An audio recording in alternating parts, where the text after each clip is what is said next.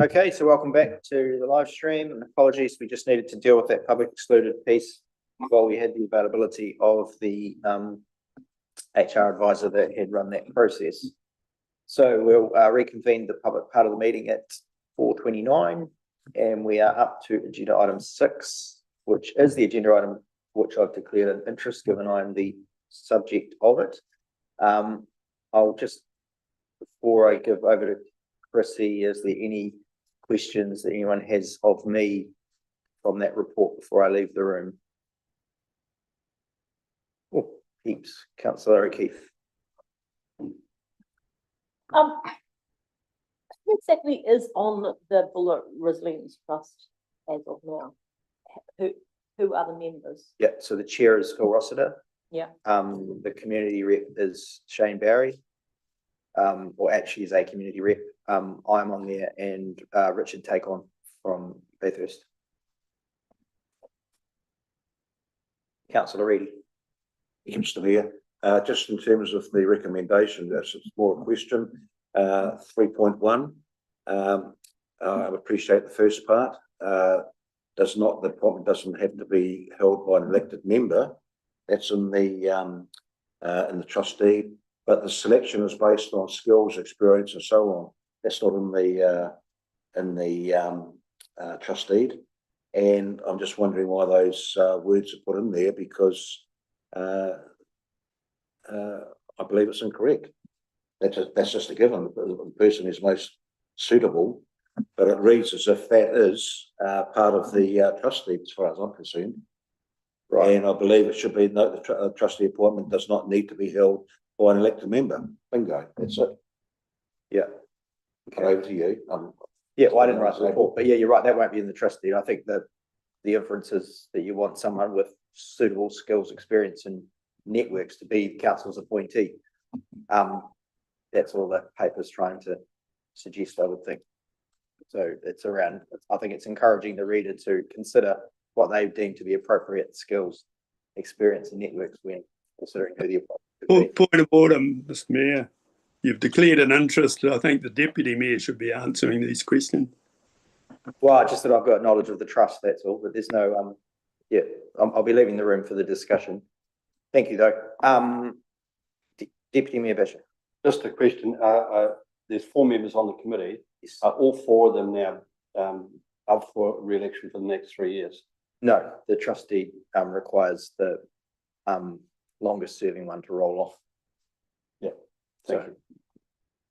It's just for reconsideration. Councillor Weston. August become all such.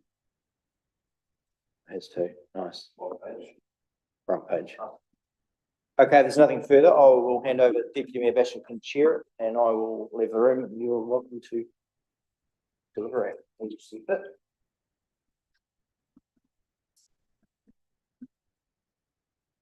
Chris, have you got something to add to the discussion of the paper? Thank you, Mr. Chair. No, I'm happy to take as read. Happy to take any questions.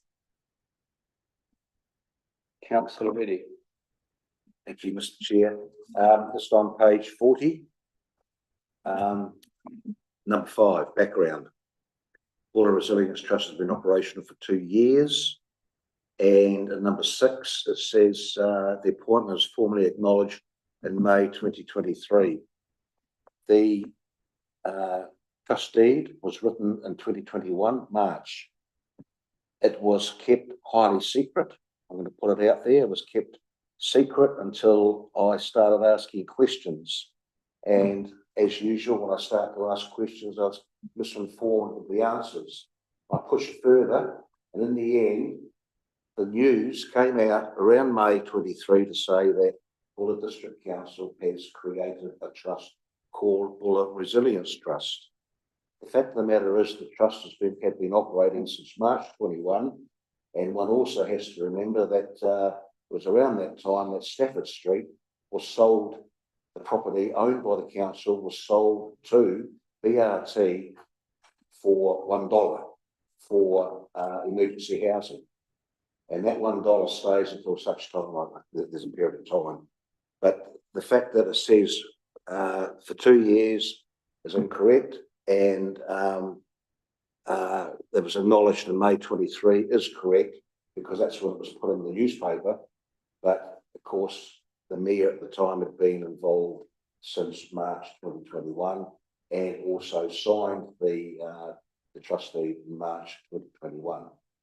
So I just want to make that absolutely clear that it's been operating for 4 years, not 2. Thank you, councillor. I'm going to recommend that we move 3.1, have the word 3.1 straight away. There's no later at 3.1. Can you turn your mic on? No, yes, sorry about it, Councillor Nolan. I'm going to recommend that we move 3.1 straight away. Note that the trustee appointed does not need to be held by an elected member. And to have a seconder for that? Councillor Grafton. Is there any discussion about that particular recommendation? No? Then I'm going to put that motion to the floor. All those in favour of 3.1? Any against? No? Passed unanimously. So the second recommendation requires the Buller District Council to make a decision either that we're going to go out to market, I guess, for a trustee, or we're going to reappoint the current mayor, although it doesn't have to be a current councillor, of course. It only has to be appointed by the council, or another option, I guess, is another councillor. So I'd be interested in discussions around that.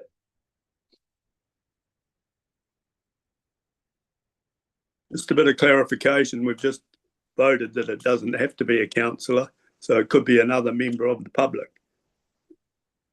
Correct. Yeah, that's right. It's the council have to make the selection, but it doesn't have to be a councillor. Yes.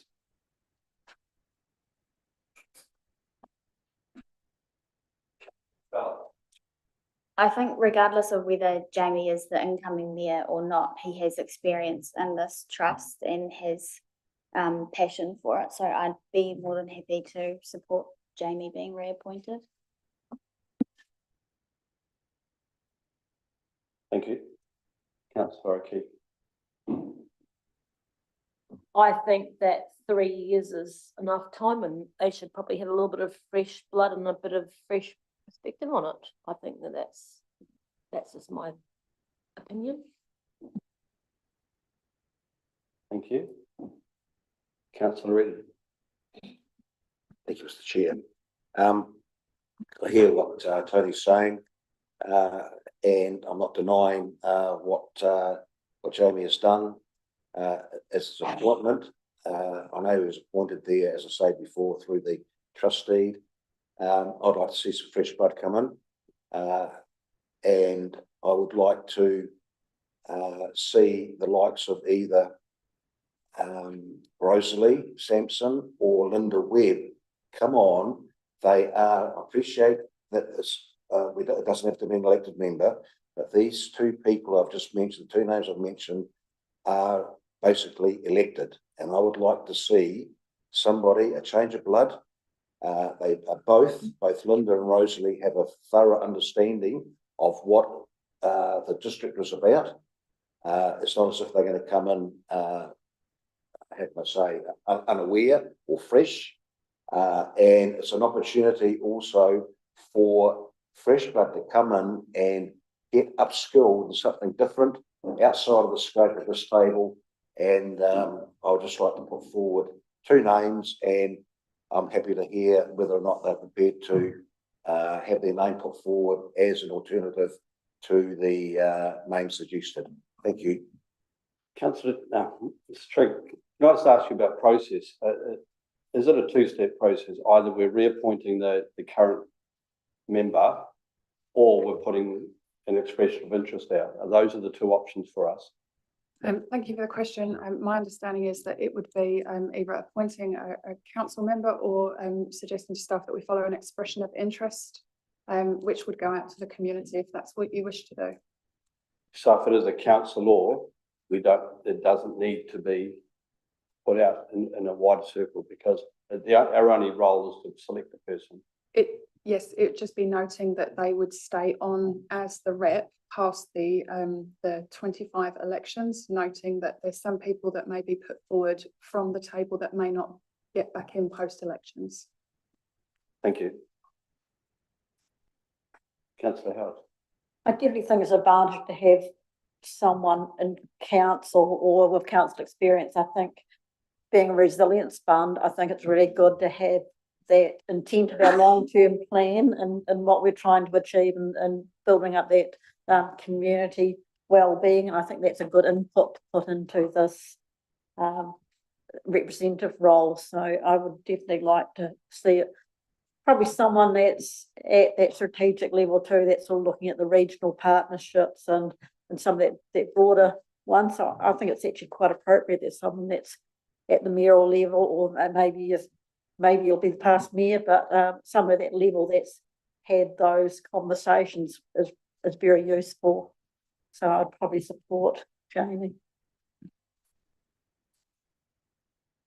Graham or Linda, any comment? Well, I'd like to move a motion that we go out and for public interest in the position. We have a motion on the floor.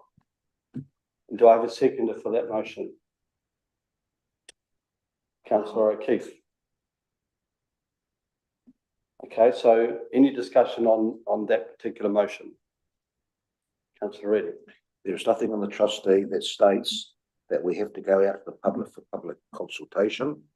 There should one trustee has been appointed by the Buller District Council, council trustee. It is a council trustee, not a public. I think we mentioned before, Jane Barry is the community rep or whatever. So we're not looking at a community rep. We're looking at somebody, according to the trustee, section 5.2, clause 5.2, who is a council representative. We do not need to go out, according to this, to consult or to get public feedback. It's a decision to be made around the table. I don't think Mr. Nutter was actually saying feedback anyway. He was saying an expression of interest in being a trustee. He wasn't talking about consultation, I believe. So is that right? Yeah. Can Graham repeat what he just said? Because I think he was talking about going out and looking for someone, not consulting about it. Yeah. So expressions of interest I'm talking about, which is sits in line with what we've just passed in number 1, where we're saying it doesn't necessarily have to be a councillor or a mayor. Ms. Trigg. Thank you, Mr. Chair. Just to confirm, Councillor Naylon's point, it is a representative is appointed by Buller District Council. So the expressions of interest would run the process, would come back to the table, and you'd make a decision based on who's applied. Okay, so I have had a mover and a seconder. Is there any further discussion on that particular motion? Councillor Allen, do you want the last word? No, I'm pretty much done. The seconder was Councillor O'Keefe. So the motion was that we go out and with expression of interest for the role of the trustee, the trustee for the Resilient Trust, as appointed by the Buller District Council. All those in favour of that? All in favour, all those against? And so that motion is lost.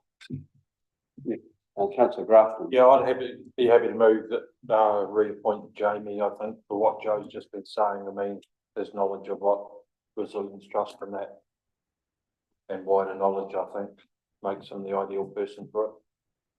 Thank you. Is there a second? Seconded by Councillor Howard. A discussion on that motion. Any further discussion on that motion? I agree with Tony, and foreign new blood would be worthwhile, and yeah. And any discussion, Mr. Councillor Grafton? Do you want any final word? No. Okay, then we'll put that motion to the floor. All those in favour of Mayor Klein being reappointed as the trustee of the Resilience Trust. All those in favour?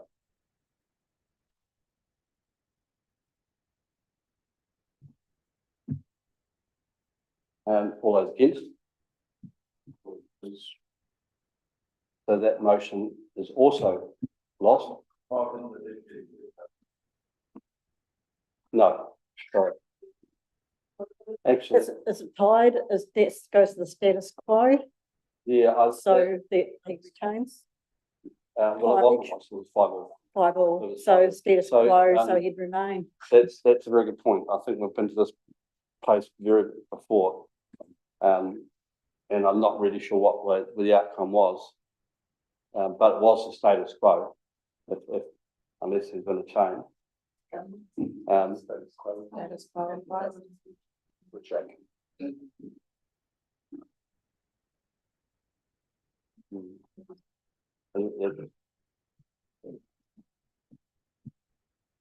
Always in the past, if the motion's tied, it's lost.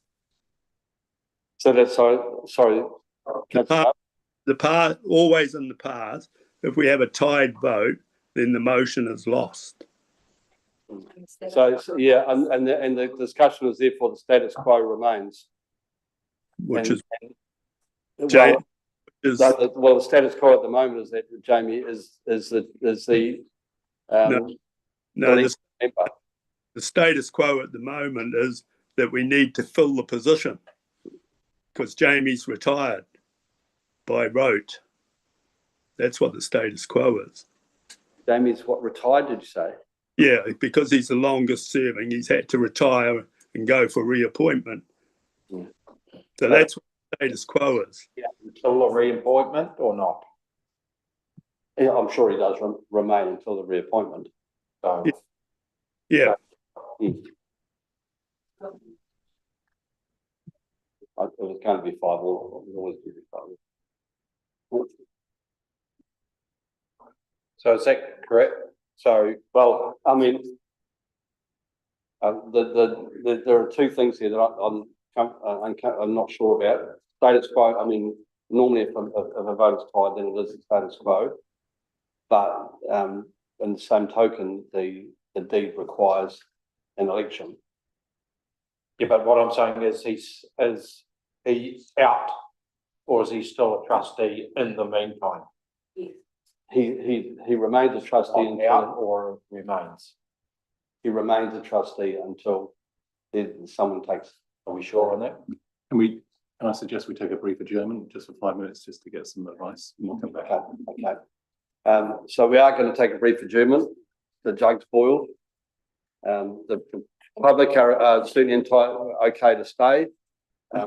My apologies.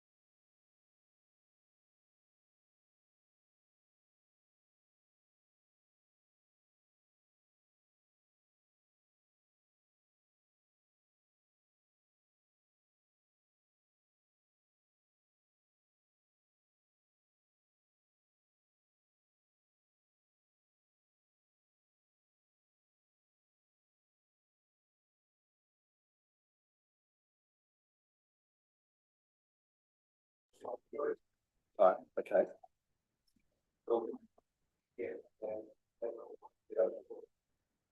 Are we back on? Okay. Thank you. We'll finish that adjournment. There is no easy determination for this, but I'm going to suggest a resolution, and that resolution is that Mayor Klein remain as the appointed trustee until such time as a report is brought back to the incoming council to appoint a new trustee by the end of this year. There needs to be a trustee, and it is an unusual set of circumstances. I don't think we lose anything by delaying a couple of months because he's very experienced in the role. It also allows those in the new council to make a determination if that's where the direction they're heading, or they want to head in a different direction. So that's, sorry. Okay. Do I have a seconder for that motion? Councillor Fallon. Any discussion on that motion? Councillor Grafton. So if that motion's not successful, then what? Then we'll probably have to try to get someone from around this table. That's correct, Mr. Chair. So if that isn't a successful resolution, then my recommendation would be for you to nominate someone from around the table to be the council nominated representative. Councillor Sampson. I'm quite happy if we're going to get somebody around the table to put Linda with. But we've got a motion. Yeah. We've already got a motion. Yeah. So, Councillor Reddy. Thank you, Mr. Chair. Can I just get you to read that out again, please? I haven't Yes. got my earphones plugged in. The recommendation is that Mayor Klein will remain the appointed trustee until such time as that a report is brought back to the incoming council to appoint a new trustee by the end of 2025. That's the motion that's been moved and seconded. So essentially that means he remains a trustee until the new council decide on what process they want to use. And there's there'll be a paper brought back to that council.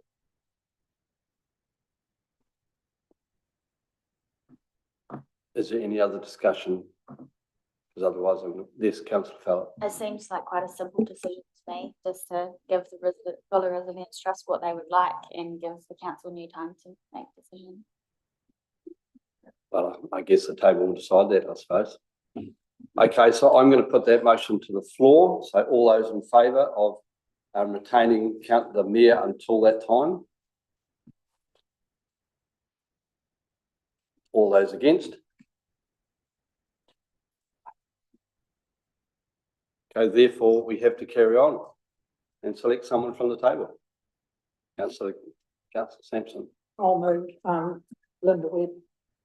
Please.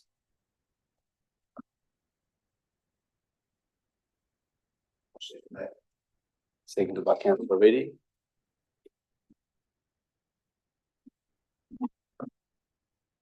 Any discussion on that? Just a question, does that mean I don't vote?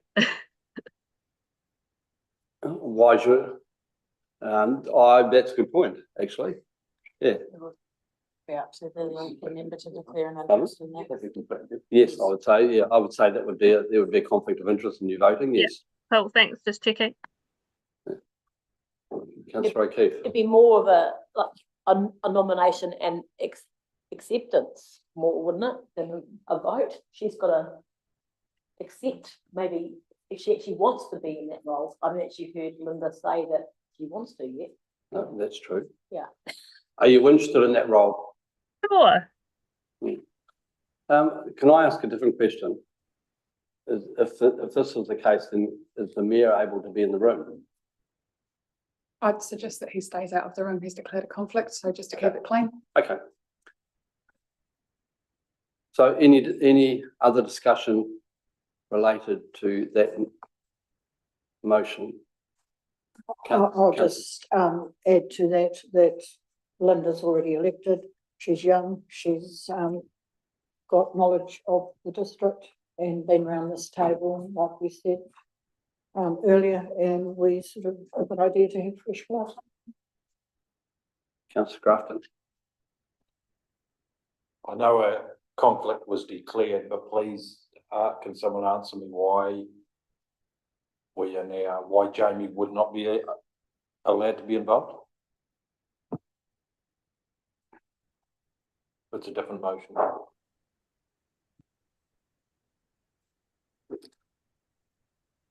That's because he's called his own, you can only call your own conflicts, can't you? And he's called it. I think we need.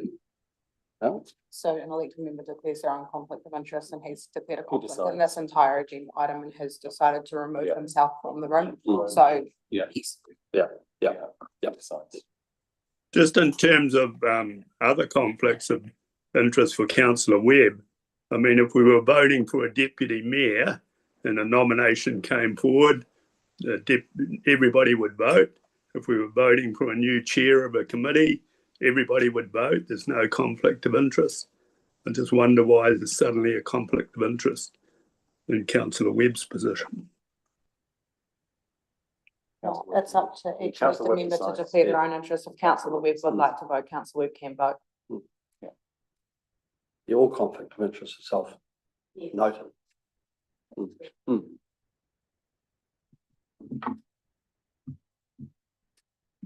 It's all very confusing and complicated, isn't it? Well, I mean, obviously the ones around the table are the ones voting. Is there any further discussion on this? No, then I'm councillor Reddy. Thank you, Mr. Chair. If we do go to the vote and we still get the 5-5, we do go from here. So I'm a little bit perplexed. All I can suggest, councillor Reddy, and is that we can do this forever. And if that's the case, then I would definitely recommend that we adjourn that paper to a next meeting, because we could do this forever. Because we can't keep doing the same thing. And we probably need to then to reflect and get some advice on a process through it. Because this doesn't seem like a great process, to be fair. Anyway, but that's we have a vote to do. So all those in favour of councillor Webb being appointed on the Resilience Trust.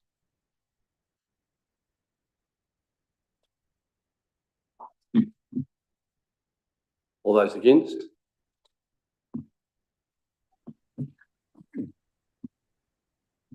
At this point, I'm going to throw my toys out of the cot. But no, I'm not. I'm going to recommend that we adjourn this particular item, because I suggest we need some advice around how to move this forward. And I'll put my hand up and say I don't know what that advice is, but I think we need to seek some advice before we move this forward. So at this point, I'm going to suggest, yes. I will move that we leave the agenda item on the table, acknowledging the fact that the appointment has to be made prior to the AGM that they're looking at in September. But we do need advice on this. Yes, I'm happy to second that motion, because we do need to move through this 100%. So that's Councillor. Mr. Chair, given what we've just heard from Councillor Reedy about the AGM, we do have an extraordinary meeting later in the week. So there's an opportunity there to revisit this item at that meeting, I would suggest, if we need to make a decision before the AGM. I think that is yep. I think that is a great idea, because we don't want to procrastinate, but it seems we do need to pause and hold. Okay, so that's been moved and seconded. All those in favour of a short adjournment of that paper? I second it. And all those in favour? Unanimous. Hallelujah, we'd one unanimous vote to do nothing. That's great. Thank you very much, and Mr. Grafton will come and grab the mayor again. I'll go back then. Thank you. Yeah, good job.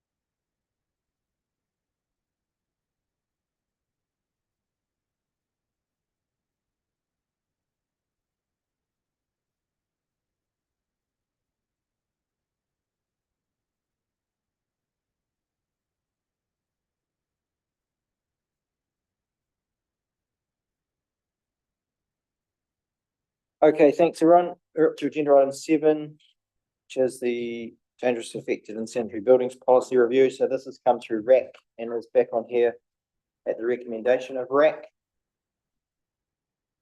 Anything to add from a staff point of view?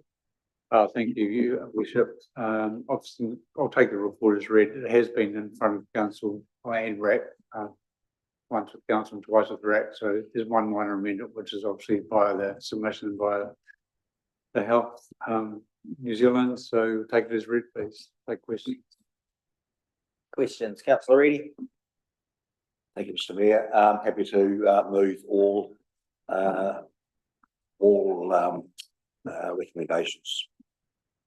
Which option? Point of order, there's an option in item 7.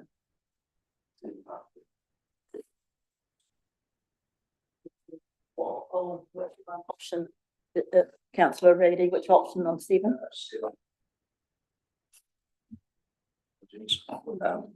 Hang on. 7.2 is the recommendation from staff that includes the minor amendments. That's the one you want. No, excuse me. The minor amendments that were put forward by Health Department were agreed to at the RAC meeting, and we agreed to now that particular had been reworded with the Health Department's wording in it, and we agreed to pass it up to council. So therefore adopts the policy without amendment, i.e. attachment 1 to take effect. But what is attachment 1 is, from memory, the one that we agreed to at RAC. Correct or not correct? Attachment 3 is the one with the minor amendments. Which had been put through. RAC. Through the chair, it is attachment 3 with the minor amendments went to RAC for endorsement. And that's what we're asking for council to review today. Which are the minor amendments that came from Ministry of Health or from Health. But we already agreed on those, so at RAC. Yep. We're bringing them forward for council for adoption. RAC made a recommend. We'll park your resolution because I don't think you know what you're voting on. Councillor O'Keefe. On page 69 of that 7.3, attachment 3, dangerous sanitary buildings, there is a couple of typos in the actual plan. So it's on page 69, 1.2. It's got a dangerous dam within the meaning of section. Is that dangerous damage, or is that like the 1, 2, 3, 4, 5 paragraphs down from the top of that page? Dam? What is that? What does that mean? Is it dam? Yeah, I don't know. Let's need some clarification around that. Also, too, and then page 72 is the same as page 71, but this, yeah, so it's just some clarification around that. It's pretty much the same. So I don't know if it's that's a fault or that's just the way the report is written, or 71 and 72 are completely different, aren't I they? think page 71 should only have 1.8 on the bottom. yeah, I think it's just the formatting. it's just the okay. It's just the formatting. Yeah. Just maybe just have if we're not gonna adopt this, this is not, this is going up for adoption as it is, so probably need to go back through and do a little wee look at that, maybe, or before it gets adopted.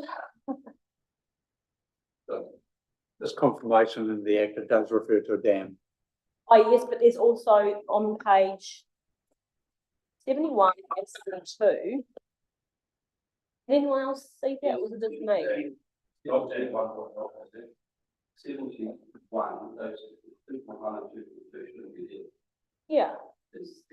Point of order, They're also on the can we next page. call one at a person at a time? Yeah, let me just, yeah, because I'm getting really confused myself. So we're talking about 71. So what's wrong with 71? It's headed up to policy, and then the next paragraph is 2.1, and then 2.2. So there's a 1.8 at the bottom.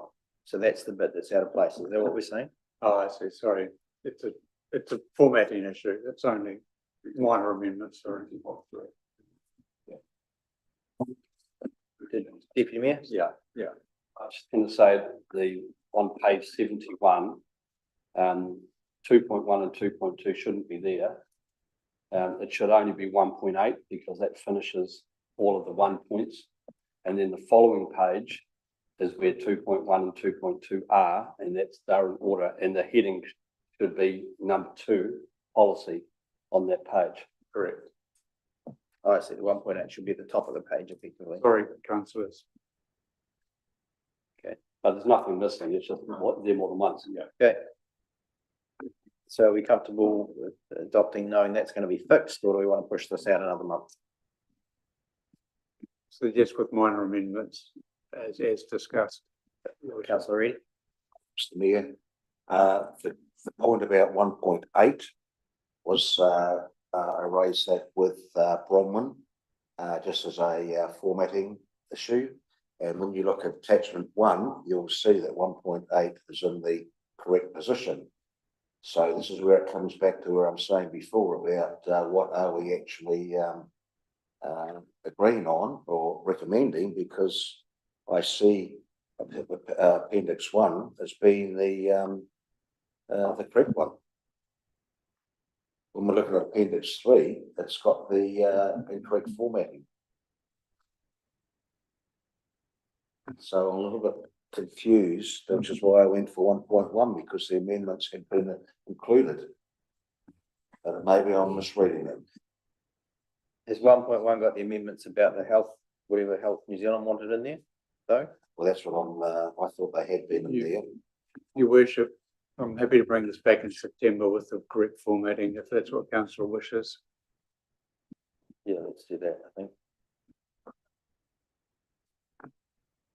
We accept that we want the health amendments. That's right. So we want to accept all of this, taking into account the submission from Health New Zealand, fixing the formatting. We have no other problems with it. Let's get it out the way and move on. Thank you. Would you like to move that Yes, way? I'd like to move that way.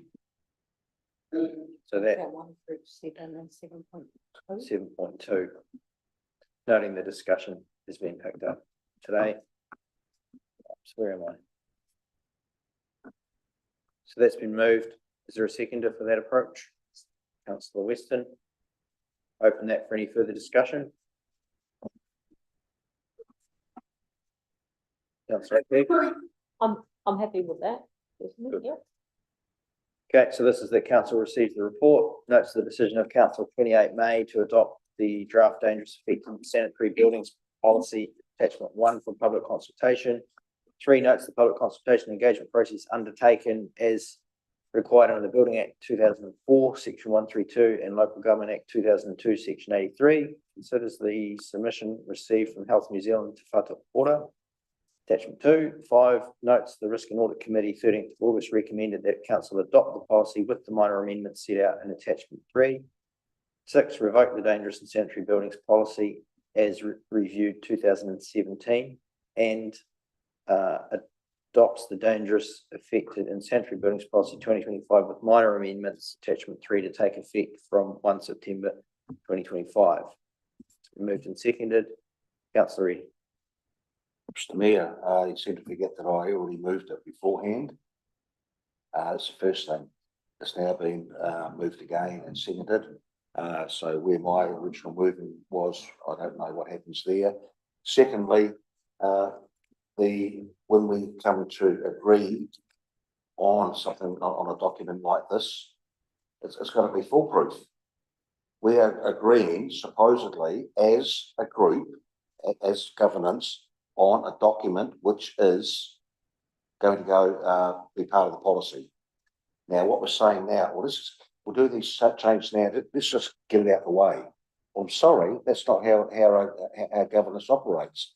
We were offered the opportunity for the paper to come back with full corrections, and that'll be the policy as it stands for 5 years. Now we're saying, well, let's just get it out of the way and let the staff do the corrections. I'm sorry, that's not how governance works. Okay, so your original motion, unfortunately, you were unable to articulate which option you wanted to move. So I didn't accept your motion. Councillor Farlett has indicated an option and that's been seconded. Is there any other debate? Councillor Howard? We're not amending any of the actual wording of the documents. I see nothing wrong with passing it today. All we're doing is the same as like a spelling mistake. In this case, it's actually just a sequence of numbers on the policy. I'd view it in the same light as correcting spelling errors, so I'd be happy to support it. Thank you. Councillor Sampson? Well, that's what we did at the RAC meeting. We had the amendments and it's come back incorrect. So I'm of the view that we've got to be sure that it is correct, and we just leave it over to next meeting. Okay, any other debate? Do you have anything to closing remarks, Councillor Farlett? No. Nope. Okay, all those in favour? Those against? Motion's carried. Thank you. Okay, agenda item 9, excuse me, is the proposed chief executive KPIs for the current year. And No. Yeah. oh, beg your pardon. Wait, jump down one. Agenda item 8, beg your pardon, is the outcome report on the year just ended through 30 June. Simon, do you have anything you want to add to that? I think that just take the report as read and happy to take any questions. Thank you. So this is the final one, really. These have been done in progress updates. What is it, about quarterly throughout the year? So this is just closing it out. Is there any questions on this report? Councillor Reddy? Yeah, I do apologise.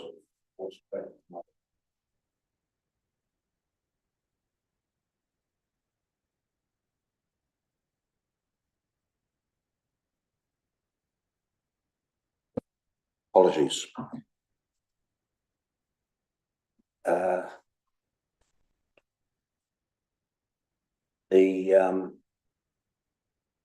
I've lost it. My apologies. If I could just say two areas. Rebuild on page 84. Rebuild the finance team, organisational achievements, bullet leadership capacity, capability. Rebuild the finance team. Finance team was rebuilt. Was built at the time. We've had four resignations from that team from about March, April of 2024. So we've rebuilt it, sure, but there were resignations, 4 of them, and we've replaced them with 4. And of course, and I'm not going to give names out, but they have been replaced. 4 people go, 4 people replaced. So there's been no rebuild of the finance team as such. And as for PMO audit actions, completed audit actions, for me, as I've said before, it's all very well completing the PMO audit, the actions, by putting a tick beside them, but it's in terms of, as I mentioned before, about acceptance, mindset, changing mindsets, and what have you.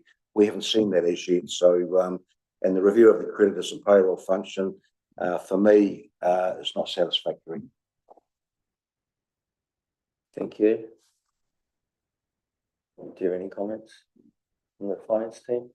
Speak. Or what you mean by rebuild? I think that might be useful clarity.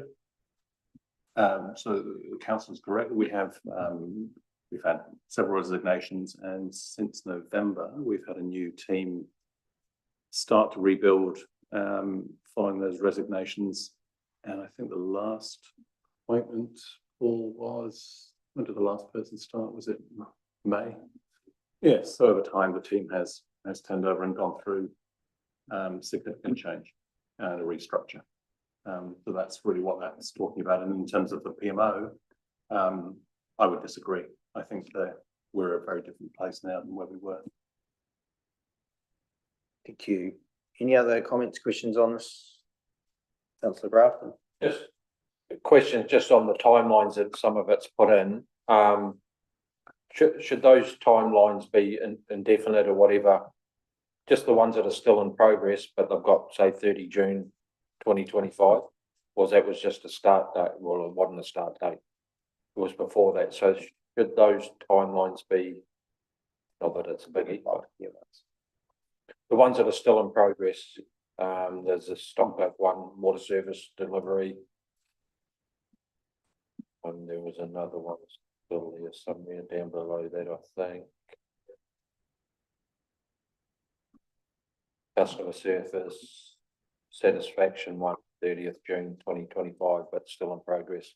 Should those dates be changed, or is that fine? So I think I've given on that attachment, I think I've given more detail on those that are in progress, what the end point would be. So the water service delivery plan, obviously that was never going to be achieved by 30 June, given the ongoing conversations we've had with our colleagues on the coast.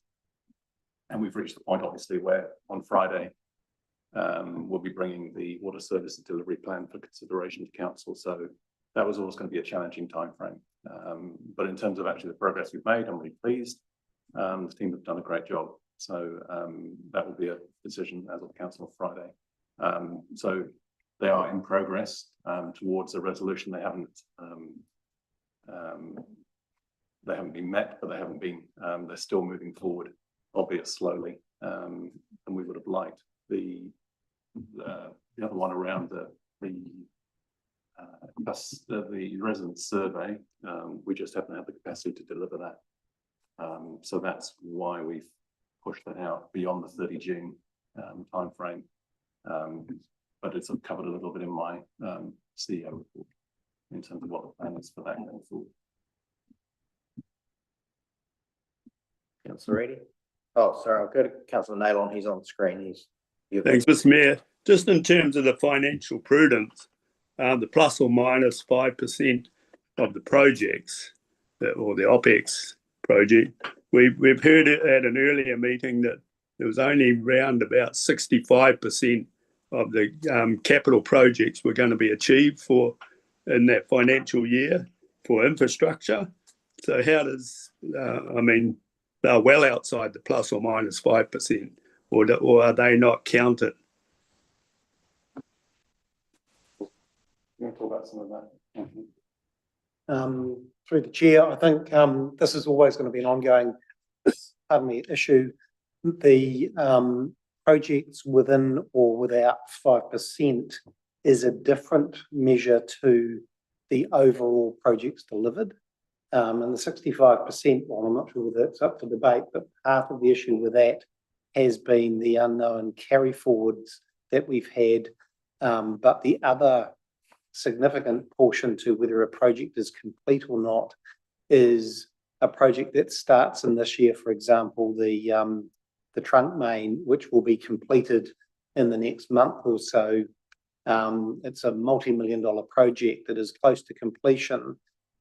Just because it started a month or so later than it would have and isn't complete in that financial year doesn't mean it's a failed project. It's still coming in well under budget and is delivering everything that's needed. So the plus or minus 5% for a particular OPEX or CAPEX and the percentage complete of all projects are two different measures. Just to add to Anthony's comments, I think that's the reasoning. In the next paper, we'll obviously discuss what's being proposed. And that's why we've changed it to reflect more of a delivery outcome. Because that's why we've changed it to the 80% of capital program deliveries achieved on an annual basis. Because I think that's probably more about what council and the community want to see. It's about, are you delivering on your capital program? So we've put a stretch goal in there, given we're coming from a fairly low base. And obviously there's an aspect of that which is budgetary, but it's more than budget. So that's why the proposal in the next paper is for this year. It's about percentage delivery on the capital program, doing the things we say we're going to do. But the plus or minus 5% is a very strange KPI. And yeah, I mean, we've been reporting on progress through the RAP committee on that project pipeline, but it is a bit of an odd plus or minus 5%, but it's what we had to work with in the time. Thank you, Councillor Reedy. Mayor, happy to move 5, 1 and 2. Thank you. For a seconder for that? Deputy Mayor Basher? So that is noting the report and noting the outcome of the Chief Executive Officer key performance indicators for 24-25. Moved Councillor Reedy, seconded Deputy Mayor Basher. Open that for any debate. Councillor Nail. Just in terms of tonight's Westport News, where the headline is that only half of the performance measures were met, is that true or false? I haven't seen the paper yet. You've seen it either. This report would indicate that more than half of the things have been met, though, would it?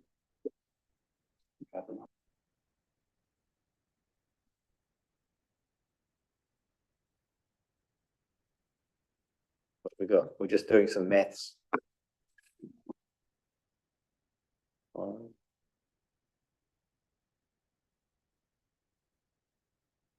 I would say the majority of them are either achieved or in progress.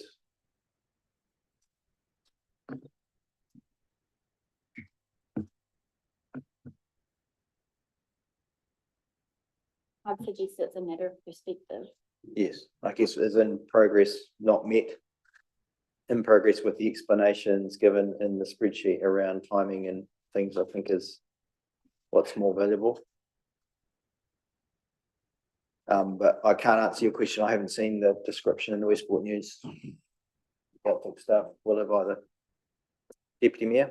I suggest in progress doesn't mean not achieved. I think if if achieved the 100%, in progress is not the 0%. And if you look at some of those things, they're never going to, they are going to be in progress for some time yet. But progress means progress. Mm-hmm. Any further debate?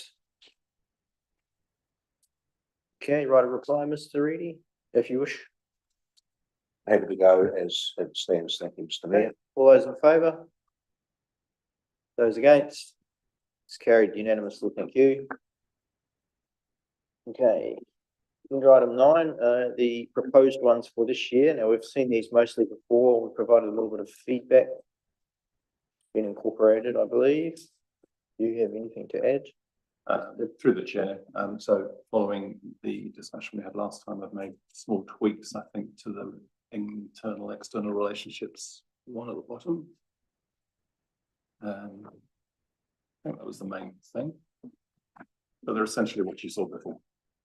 I think incorporating the feedback. Thank you. Is there any questions on this paper? Councillor Reid. May I have 3 questions, Mr Mayor? Depends. Let's do one at a time. Yes, one at a time. Page 88, CapEx delivery, 80% capital program achieved, but then in brackets, after reforecasting, what is that supposed to signify, please? Okay. Thinking through the chair, when a plan is presented at the beginning of the year, there are some estimates made on what is achievable and what is not. What you find with a lot of capital projects, there are factors outside of council's direct control, the key one being a resource consent. So once you go through and identify when a project can start, if there's been a consent delay, then you need to, from a cash flow and from an accounting point of view, reforecast that budget and then reset that for what's actually achievable. So what you say you can deliver and want to deliver on 1 July may be delayed through external factors like consenting processes. Second question. Number 2. That is why, Mr Mayor, we have the planning department to take into account all those factors. I hear what Anthony is saying, but I hear. Question 2 is page 89, where we're looking at develop a digital strategy to understand what are we defining as a digital strategy, please. Through the chair, we don't currently have any digital strategy that gives us a roadmap for the future. So there is a significant amount of opportunity in the digital space that we're just not leveraging. We obviously do the basics in terms of disaster recovery planning. You'll have seen the BCP work that's been developed. But for me, I think there's significant opportunities for efficiencies to be gained through proper digital strategy. And I think we have been remiss in not having anything in place for a long time. AI is a significant opportunity, but also it's a threat. So we need to understand what that presents for us in terms of efficiency gains. And we need to make sure when we're using tools like that we're using them in the right way. So Simon Bastian's going to lead that piece of work with the IT team.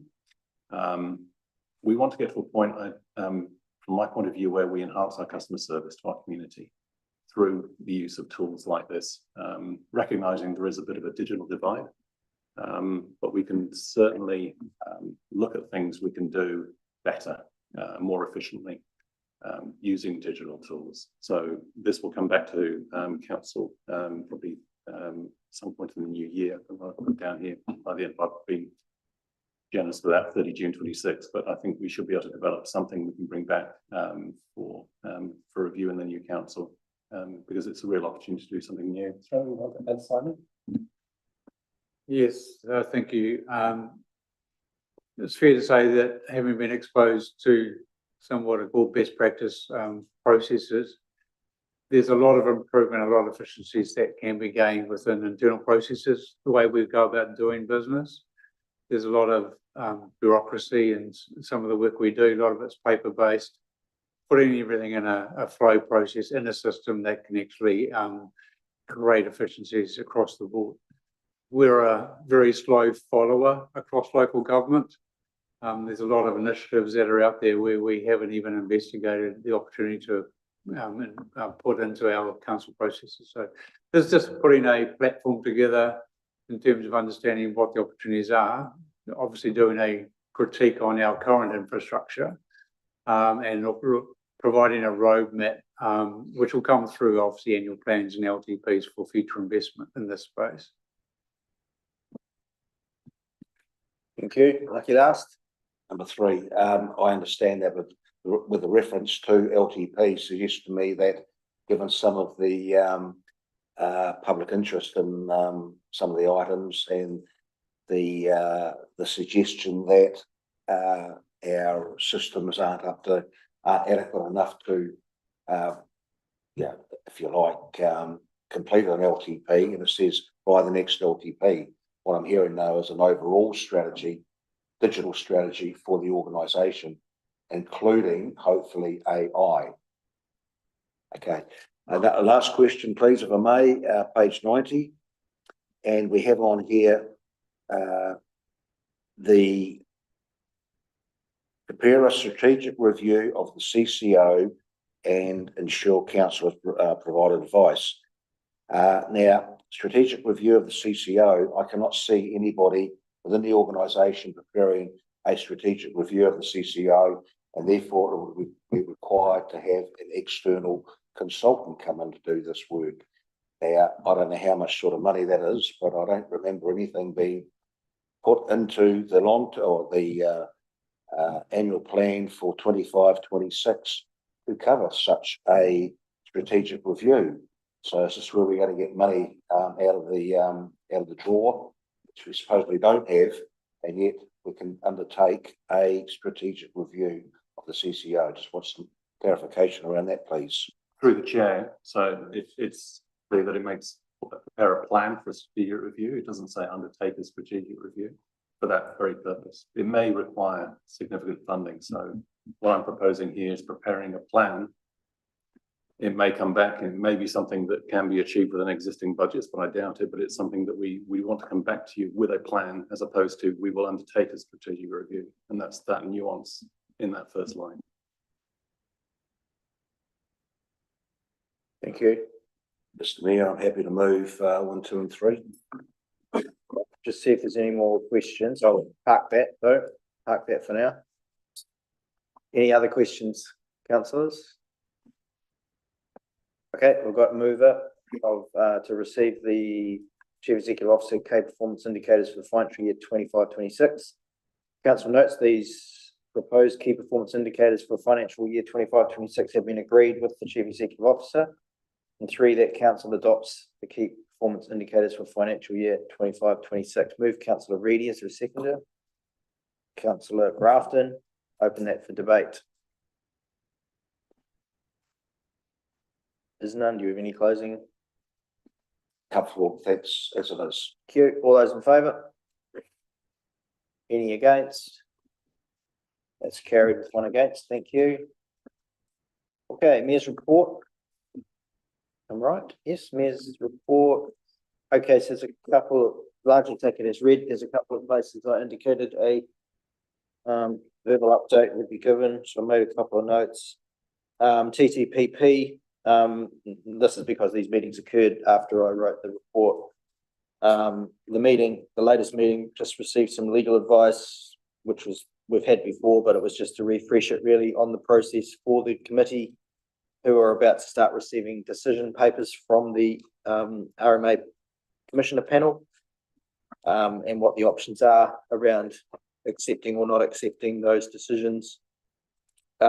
And the 18th of September is the beginning of some all-day meetings for the TDPP committee to start receiving and deliberating on those recommendation decisions from the RMA Commissioner panel. West Coast Emergency Management met also, the Joint Committee, and we had quite a discussion on the triennial agreement, and just had setting out really or reiterating the obligations on the parties to that, which are the 3 TAs, 3 district councils and the regional council, and particularly noting the requirement of district councils to still fund facilities and training within district for the emergency management function. So it's rated across the region for the overarching organisation of West Coast Emergency Management, but each district still holds responsibility to rate for and include in their long-term plans and annual plans funding for the local facilities and training of our staff. Also that the new bill, which there's been a cabinet paper release, so that's starting to form up. Government has made some decisions at cabinet around what will go in that bill, and it's quite clear that's going to highly likely to increase costs on rates, because it's pushing some of the it's increasing the requirements on councils, introducing a penalty regime for not complying. And so non-compliance in terms of the requirements under the new emergency management bill won't be isn't a thing where you can do, you'll be penalised for it. And the cost of compliance will sit with either the district or probably mostly with districts by the look of it. So that's a bit of a change there for probably the incoming council will have to grapple with. The other thing I think that's of interest is in my other events thing, section around the interview thing with Petty Gower, and that went to air last night. And I think it was quite a good piece talking about the national picture really of insurance affordability and the issues that New Zealand is facing, and particularly with insurance companies now taking a greater risk-based approach. And you'll see the letter there from Tower Insurance around their approach. They seem to be the most site-specific insurance company in New Zealand at the moment in terms of how they're assessing risk, but it's quite clear that's the flavour of what's coming in the insurance and reinsurance market. I think of note that work there's quite a bit happening in that space. So the Paddy Gower story is quite timely in the sense that there's a bit of work going on with ourselves, with the Insurance Council of New Zealand. So they came and addressed the Mayors, Chairs and Iwi group and talked a bit about the same sort of things as what's in the Tower letter, but also the sort of feedback they're getting from Lloyd's of London, who are largely the reinsurance market for where they carry their reinsurance. And saying, pricing in New Zealand is directly related to risk, basically. So things like the flood protection ultimately should help eliminate some risk, but then there's still earthquake risk, which is what a lot of their premiums are based on. So it may or may not affect premium at the end of the day, given the susceptibility, particularly the West Coast has to AF8. They did note though that there's been a slightly quieter period in terms of claims from New Zealand, and that the international reinsurers are unlikely to be escalating premiums from their end sort of in the immediate future. So maybe slightly stable period.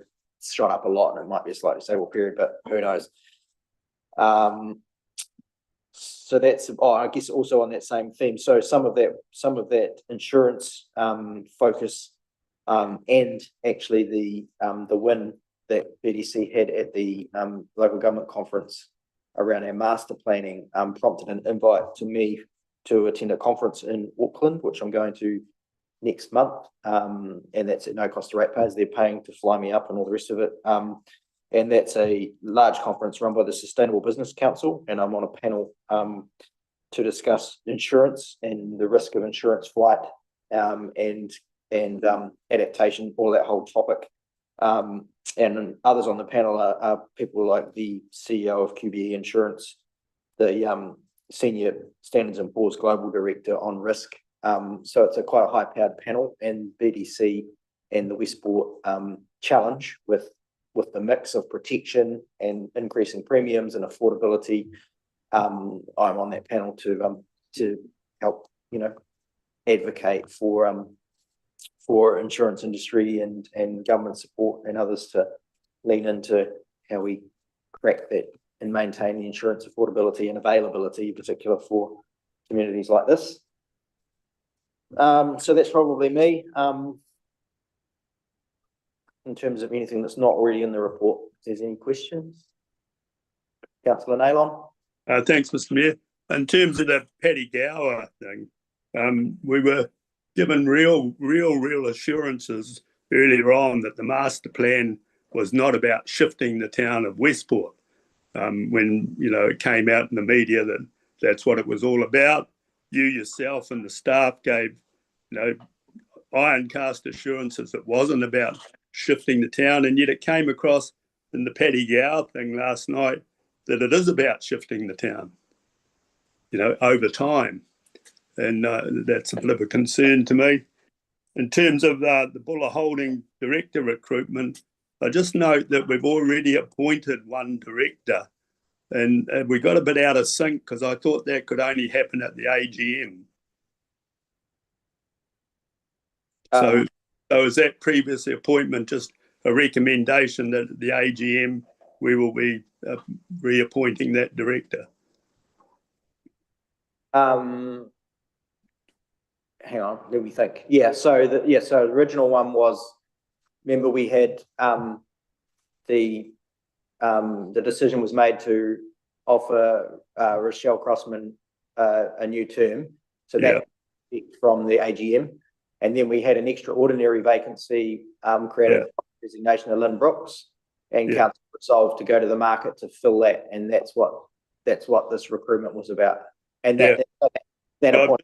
Just questioning because the letter went out to Rochelle that she was appointed, but in theory she can't be appointed till the AGM. Is that correct?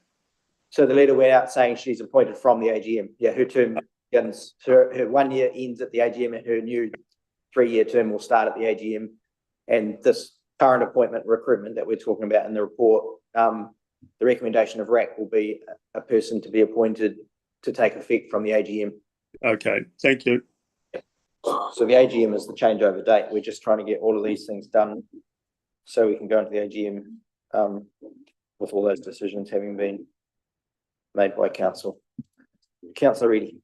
So yeah, it's not really a question, it's more an observation on the power insurance paper. I don't know if I should discuss it now or once you ask for commentary after we do the resolution to accept. Can I talk now about it, or have you got, while doing questions, have you got questions? well, the point is with insurance, yeah, you mentioned Lloyd's in Australia and in the UK. When Christchurch had the earthquake in 2011 and then a subsequent earthquake, that was one of the most damaging in terms of costs to the world, basically to Lloyd's. So when an insurance company like that has to pay out money, they have to recover it. So each year your premiums increase. Mm-hmm. Now what we're saying is, we have this thing called climate change and hazard risks and what have you. So what we're looking at doing is potentially increasing our premiums, not just now, but later. Now, in effect, the person who's insured, the insuree, has paid for a lot of this in arrears. So the point I'm making here is that as I say, you mentioned Lloyd's, they can only really, in terms of reinsuring, is after an event has occurred. We've had no events occurred at the moment. We've had the flooding admittedly, but that was petty cash in terms of what had to be paid out. Say, for example, the earthquake in Christchurch, plus a couple of other earthquakes that are occurring around the world. But I'm not seeing much in terms of hazards and climate change. At the moment, it's being driven by certain areas. I don't have an issue with the comment about recovering, but recovering is often not in advance, but in arrears. Happy to be corrected. Yeah, the only additional comment, I don't think Lloyd's of London are talking as granular as Westport or even the West Coast. I think they'll be looking at the New Zealand risk space in terms of weather events, and I think we're seeing them every year. So there is, Tasman, whenever that was, a month ago, and Gabrielle, Buller, there's successive ones, but I think they're looking at a slightly bigger picture than just New Zealand. In fact, I think they look probably New Zealand and Australia. But what if there's any comfort in it, the indication from the Insurance Council at Mayors and Chairs was that they don't see a day when insurance will withdraw from New Zealand. Like, that's not something they're contemplating. They think there's still an appetite for the risk in New Zealand, but they might be just a bit more choosy about how much of that they take on and what it costs to offer their cover. Rather than them just saying, we're out. Yeah. Okay, any other questions? Deputy Mayor. I'm happy to move number 1 and 2. Okay, thank you. Moved and seconded. Is there any other debate?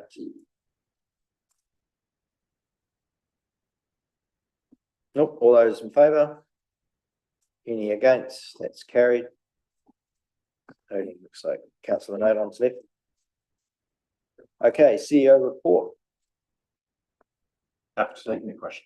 Any questions on that?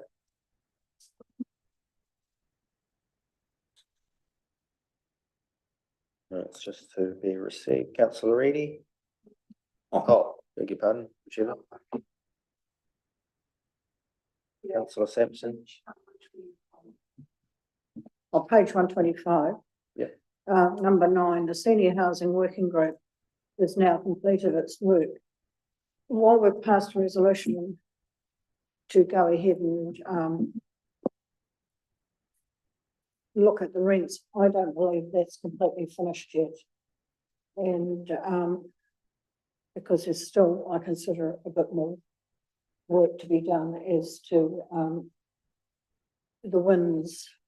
So I'm uncomfortable about stopping that committee, bearing in mind that there will be 2 of us. It's only a 3-person steering group and 2 won't be here, but I'd like after the elections that it be still there to just keep an eye and work through things when necessary.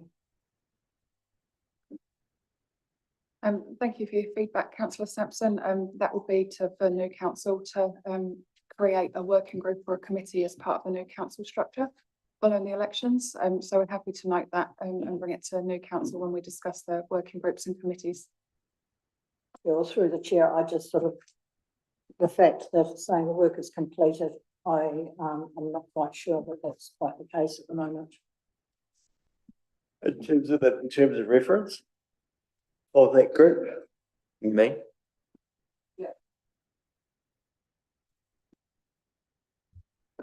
Through the chair, we did review the terms of reference. The only thing that was left was regarding the future, which we've said that we'll do through the annual plan process, is reviewing those rents. So the scope was to review the future of the housing, which we have done. So I'm unsure what else is left to be discussed by the working group. Councillor, if you could let me know. Well, there are Reefton flats that are yet to be sold, and what we do, whether they're replaced or not. Through the chair, the Reefton flats, are you talking about the 2 in repairs and maintenance? We do have a resolution on the table for those to be sold, and the funds will be retained for ICB to give us direction as to what to do with those funds. So there's no intention for those to be replaced. Okay. Thank you. And sorry. Number 19, the cost of the survey that is proposed for the resident satisfaction, 27,760. I sort of consider 10,000 that it would cost for a engineer report on the Little Wanganui Bridge would be a lot better satisfaction for people. Regarding the fact that we can get surety that it doesn't need to be replaced, hence a huge cost to the ratepayer in 5-10 years' time, and to Karangaroo residents. So when I see 27,000 there, I think of the people that have spoken about the structure of the Little Wanganui Bridge. How does that relate to the residents survey? That's a cost. In a female way of thinking, is that you're wanting customer satisfaction, resident satisfaction. And if residents for a report like this can be satisfied that the structure of that bridge is good you'd probably get a lot more satisfaction than a phone call saying, are you happy with the council? Hence, it's my way of thinking. Okay, thank you. Councillor How Farr. could you possibly measure that satisfaction?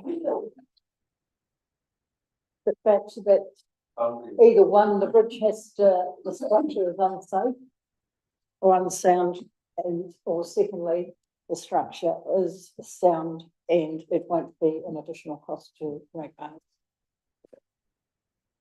I think we're heading off on a tangent. That's not even in this report, but it is a topic of discussion that can be had at some point. Councillor Reedy. You had your hand up. No, he had his hand up before, Councillor. Thank you, Mr. Chair. Two questions, if I may, please. Just asked Simon B before on page 128, there was just something about high days and one consent overdue by 1 day. It's on page 128, right-hand side. One consent overdue by 1 day. Consent was sent to external contractor on high days. He's given me an explanation, but I still don't see how we picked up on high days, significant discussion. I would have thought if we had, a lot of, consents, coming up to, to the every many days, we've got to do these consents. Why would we be waiting 1 day beforehand and so on? So I just want clarification on high days, and I've got one other question, if I can, after I've had an answer to this one, please.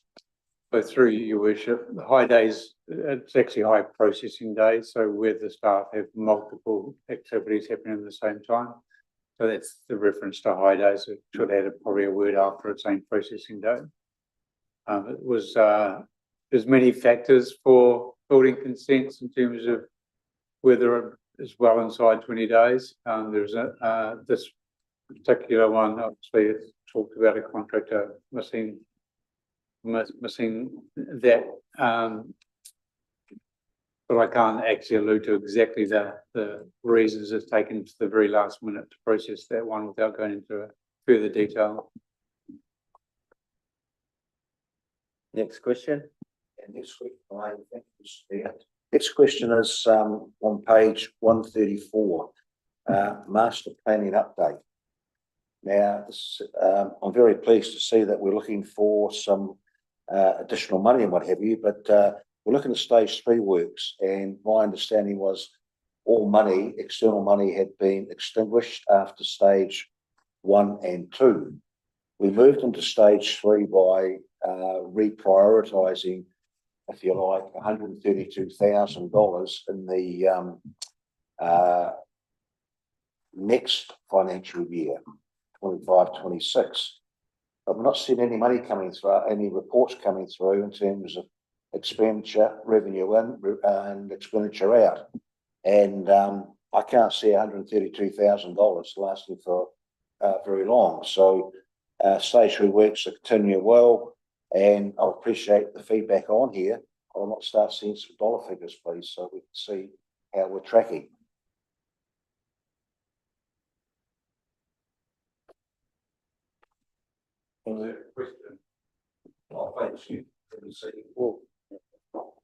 So just through your worship, obviously the project doesn't finish after stage 2. The key is to keep the momentum going for master planning work. Number of activities happening in this space, and it's actually very, very busy to keep. This is all done staff time, allocation in terms of resources towards this work. There's no capital expenditure in this space at all to date. So it's obviously a lot of conversation between staff and various industries. So it wouldn't be reported on differently because it's been no different CapEx, Mr. Mayor. We're talking OpEx. 132,000, for example, is OpEx. But it's for a staff role. We don't report on every line by line on what every other staff member does, like as in. But this is a contractor, and we're talking about a contractor coming in to do this work. What I'm hearing now is staff, but I understand Mr. Zarnen's still around. I'm not, I've got no issue with that, but there's a cost associated with that. And he's not staff. Through the chair, Paul Zanin has been employed by council going forward to reduce consulting costs. So we're getting the value of his time and effort as a staff member.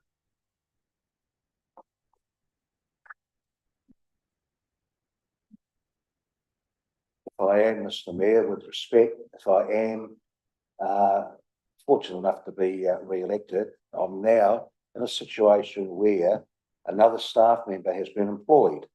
Now, the Local Government Act allows governance to have a policy on staff, including remuneration, total cost, and number of staff. And here I'm hearing now, we've just brought in another staff member. Well, So, but with respect, councillor Reddy, the budget was approved at 130,000. You thought it was a contractor, it's not a contractor, now it's a staff member. And what did you want, what did you think they were going to do with the 130,000? It has to be delivered somewhere. That's the point. but the thing is, Mr. Mayor, it was under, it wasn't under staff remuneration. It was in an area called climate adaptation and what have you. So now I'm hearing another staff member has been, or sorry, someone's appointed the staff. Where's the money coming from for all this? We approved the budget on specific vacancies and what have you. That is what I'm talking about. But all I want to see is some numbers on master planning year to date. In fact, project to date would be better, because no one seems to know where we're at in terms of money. I certainly don't. I don't know how else to explain it. Okay, we're going to have to move on. I'm not sure how else to explain it. It's, as far as I can tell now, it's no different to any other staff member or any other approved budget in the in the annual plan. Councillor Howard. I'd just like to reiterate, we discussed this around the table and we discussed the importance that this project move forward. It didn't just sit there as a wasted project, nothing happened. And we debated that it would require someone that pushed this project, had the important conversations, talked to Panamu and secured land. Why are we debating that now and questioning it? You know, this was a council table decision to do this. Thank you. Is there any other questions for the CEO report? Councillor Webb.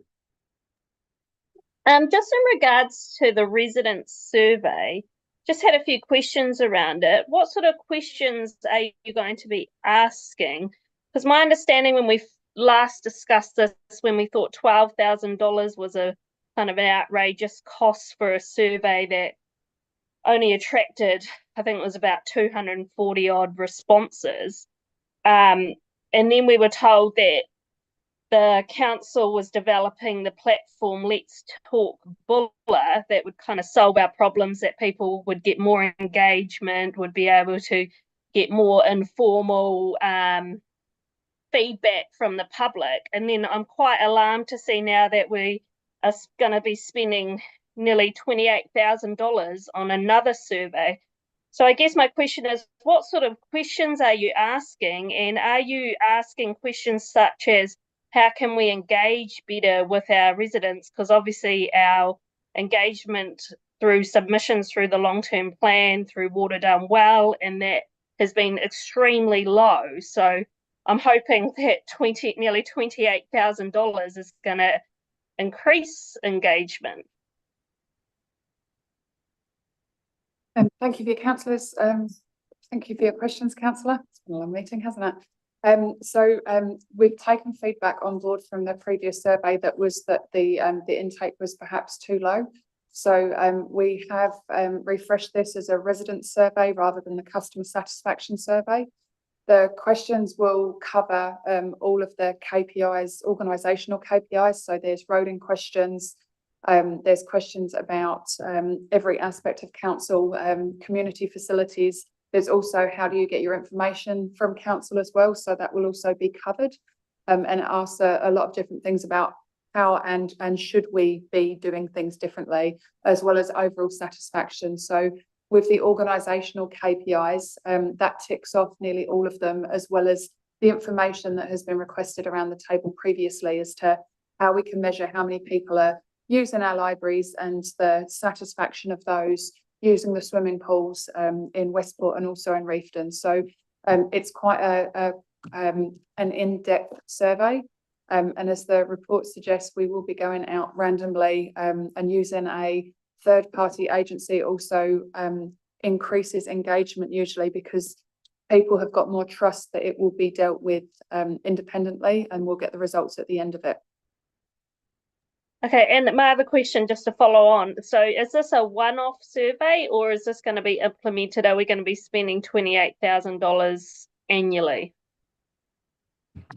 I believe it's in the KPIs. It's every other year that we'll be doing this resident survey. So this links to the CEO KPIs. Yes. Yes. So Can I have another question? Just follow on that. every 2 years is what they've indicated. Yeah. So following on from our last discussion when we talked about this, I'm guessing it was round about this time last year, possibly, or it might even be 2 years ago. I'd have to go back. There was obviously a number of us councillors around the table that were really unhappy, thought the value for money for $12,000 was, you know, a bit of a waste of money. So I guess from my point of view, as a councillor now seeing that that's over doubled, more than doubled the amount of spend, do we have any input as councillors once this survey has been, it's obviously in the works going to happen, so we can't stop it, but are we going to have any input around the council table about whether that gets spent again for next time? Through the chair, it's in the KPIs, it's been budgeted for in the long-term plan. So the plan's been adopted. It includes the budget line for that survey to happen every 2 years in line with the CE's KPIs. Through the chairman, the challenge is we have that as part of our annual report in terms of our KPI achievement. So whether if you don't do the survey, then we won't be able to report on our KPIs as part of our annual report. So a number of our LTP measures are tied to doing a community survey, and we have done piecemeal surveys in the past, particularly around facilities, but this is a broader approach which is robust because it won't be self-selection, and it is in line with what many other councils, not all other councils, do. But it is a cost. I appreciate that it is an expense, but it is one of those things about gauging from the community about their feelings about the services that we're providing. The questions are aligned as well with other, where possible anyway, in terms of what other councils have done. So it does allow some degree of benchmarking, right? So it does allow us to compare ourselves with other similar size authorities. But acknowledging it is an expense, but it's one of those things that is built into our KPIs, is built into our long-term plan in terms of reporting. But I would argue that it's one of those things we just have to do in order to engage more effectively with communities, acknowledging that ongoing challenge of engagement is one of those things we just have to get right. Just one more, please. My other question is about engagement. So obviously, I don't know if it was in this report or the one previous talking about outreaches, community outreaches. Are we going to have a summary about how well they have gone, the numbers that have attended to those community outreach? I know that there were some last week, for instance. Were there many people that attended? Through the chair, I don't have the numbers here, councillor. That is something that we usually report in the CE report. Because it was held last week, it didn't quite make it in time for the cut-off for the agenda, but quite happy to report those on a monthly basis through the CE report. It'd be good just to have an end-of-year roundup, I guess, if that's a new initiative linked to the KPI. Yep, happy to. Yeah, thank you. Okay, thank you. Just conscious of time. CE officer, so the recommendation there hasn't been moved, has it? No, is that the Chief Executive Officer's report dated 27th August 2025 be received. We've had some good discussion and questions. Moved Councillor O'Keefe, seconded Councillor Howard. Open that for any further debate. All those in favour? Any against? That's carried unanimously. Thank you. Portfolio leads. Anangahua Community Board, Councillor Webb. We haven't had a meeting since the last council meeting, but our last meeting before the elections is not next Tuesday, but Tuesday the 9th of September at 5 p.m. So all welcome. And there'll be a number of members that are not seeking re-election, so it'll be the last meeting for them. So. Unfortunately, I won't be able to attend that one. That's coincides with the conference in Auckland, so might see if the deputy mayor will go through to that. Any questions for Councillor Webb? Nope. Regulatory environment planning. Councillor Nalon or Basher. Nothing from me, Mr. Mayor. Yeah.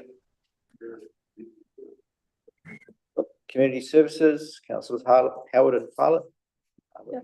Got a few updates. The libraries, both Westwood and Reefton libraries have changed their layouts, and that's to expand their children's area, so to better engage with Tamariki. But I've also signed up with DIA to provide DigiCoach, so it's increasing support for our communities with technology. And that's all good news. It's all funded by the DIA and staffed by local selected following an interview. So there's no cost to council or ratepayers. There's just an extra service provided at the library. The theatre projector, the server was replaced on the 8th of August, so the operations are running back as usual. The Reefton Service Centre's been running on reduced hours this week, and that's because there's been a significant sickness with the team.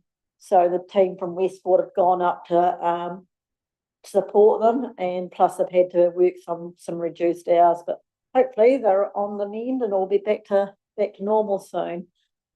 The comms team have done a great job with the candidates' videos, so anyone can go to the council website under your council elections, and view those videos. And there's a youth update.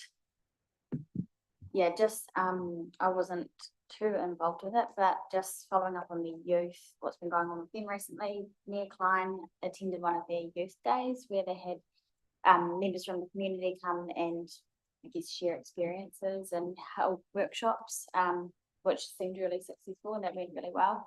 And the youth boys from Bulla have also just been up to Wellington and visited Parliament and caught up with Maureen Pugh. So that's quite good just to see how other youth councils can work and how they can sort of collaborate with their own councils and have a bit of a say in their community. So hopefully our Tamaki are feeling quite inspired by that.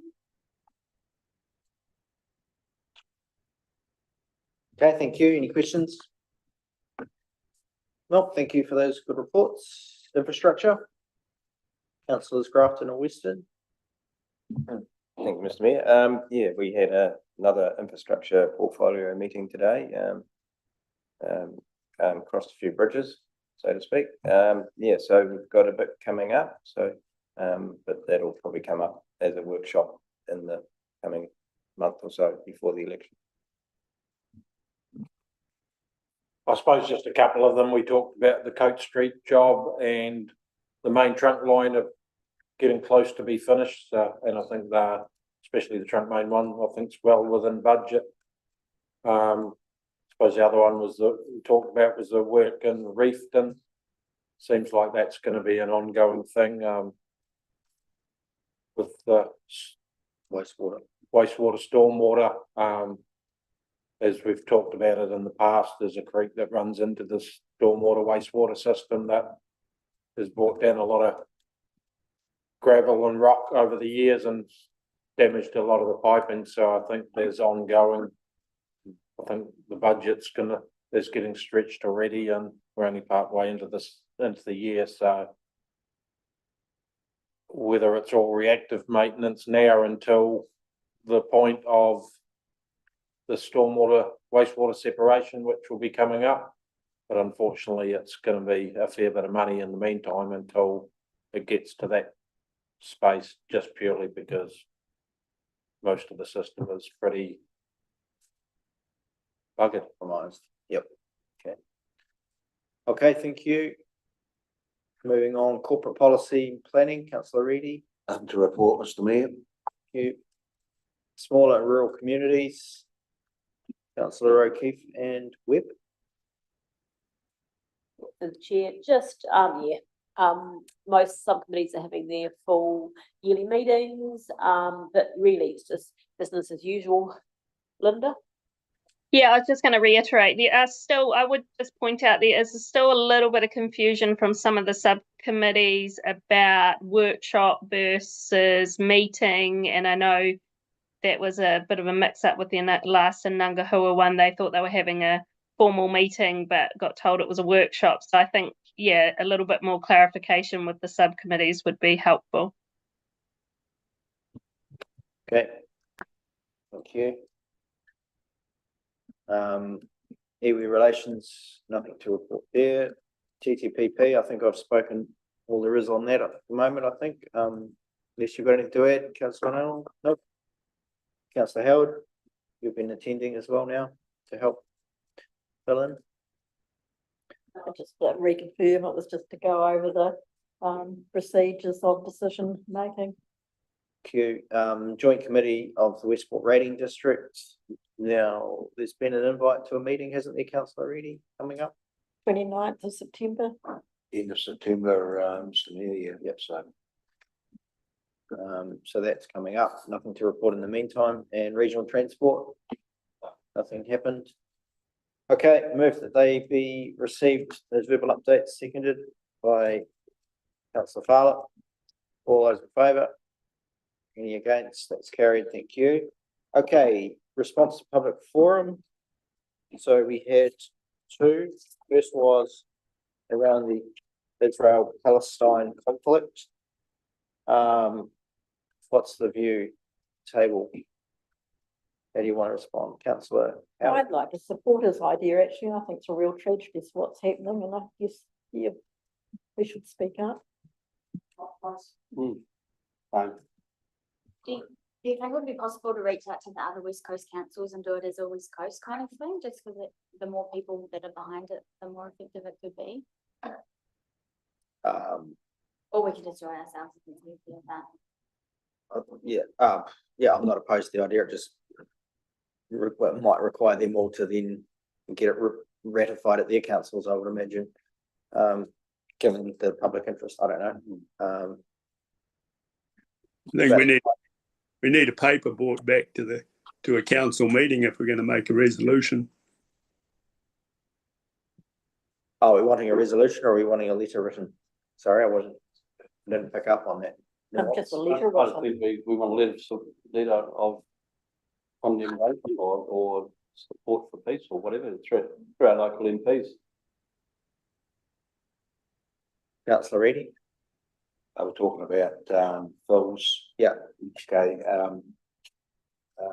We're looking at central government at the moment.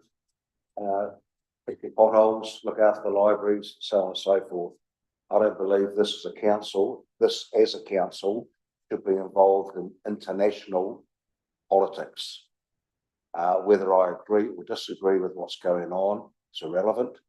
But and I appreciate that what Phil's saying, that there could be community members out there very concerned. But let's just stick to the potholes, please, and libraries. Okay. Councillor Grafton. Yeah, I'm happy to support a letter. I mean, Christ almighty, if we can't, we've got to stick to just potholes all day. There's a bit more to life than that, surely. Good. Okay. So I'm hearing support for a letter. I'll think about how that's worded. I'll maybe share it with you for it's sent, I think. And also I'll acknowledge Councillor Rutherford, more to the point, Councillor Rutherford's, and advise him that we're going to be. Sorry, Councillor. Audience. Cheers. I did work with Councillor Rutherford for a while. Beg your pardon. Mr. Rutherford. I do wish him very well, but you know, yes, gosh, that's right. Apologies. That's what he was called when he was a councillor, obviously. So I'll advise him of that. Okay, and the other one was Mr. Darrell around his road. And I think I'll go to Anthony for some guidance on that.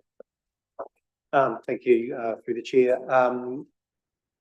The issue, and I made an apology to around this. I was given some incorrect advice, which I passed on to Councillor O'Keefe, which went to a ratepayer. And the advice I was given related to the other end of the road, not his end of the road. So I've made a commitment that we will unpick his issues on his road and get back to him as soon as we can. So it'll take a little bit of time just to go through the old resource consent and planning approvals, because it was 40 odd years ago. My fundamental concern is we need to make sure we get the process right, because it could set a precedent for a whole heap of roads that are built on old farms and whatever, that we might inadvertently end up setting a precedent to maintain, which we don't want to do.